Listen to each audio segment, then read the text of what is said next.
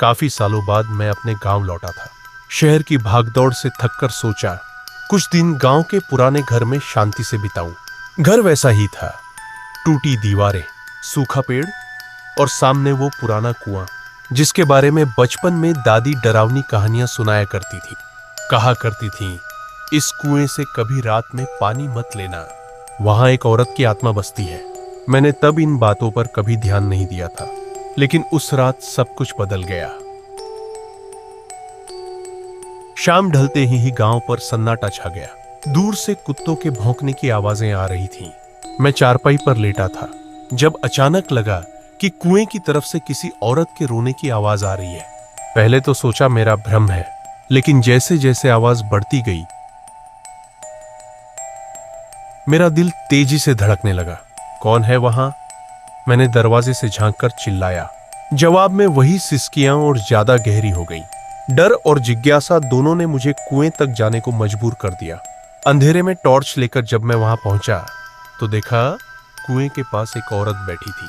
उसके बाल जमीन पर बिखरे हुए थे, चेहरा नीचे झुका हुआ था और सफेद साड़ी मिट्टी से सनी हुई थी। मैंने धीमे से कहा, आप कौन हैं? वो चुप रही, फिर धीरे धीरे सिर उठाया। उसका चेहरा देखकर मेरा खून जम गया। आंखें लाल, चेहरा झुलसा हुआ, होंठ फटे हुए जैसे बरसों से किसी ने बात न की हो। और फिर उसने मुस्कुराया। उसकी मुस्कान में इतनी भयावहता थी कि मैं पीछे हट गया। टॉर्च हाथ से गिर गई और अंधेरा छा गया।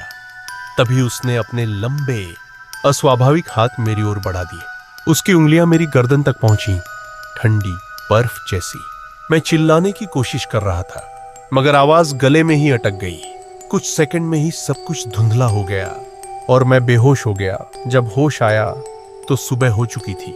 सूरज की किरणें कुएं पर पड़ रही थी।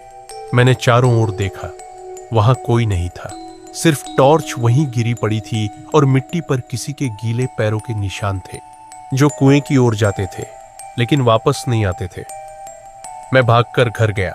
दरवाजा अंदर से बंद था, पर याद है मैंने उसे खुला छोड़ा था। पूरे घर में अजीब सी ठंडक थी, जैसे कोई अदृश्य परछाई मेरे साथ चल रही हो। उस दिन मैं गांव से निकल गया और कभी वापस नहीं लौटा।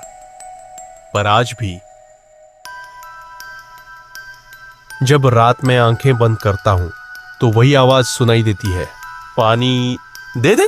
कहते हैं उस कुएं में सालों पहले एक औरत की लाश मिली थी जिसने गांव वालों के अत्याचार से तंग आकर खुद को वहीं डुबो दिया था।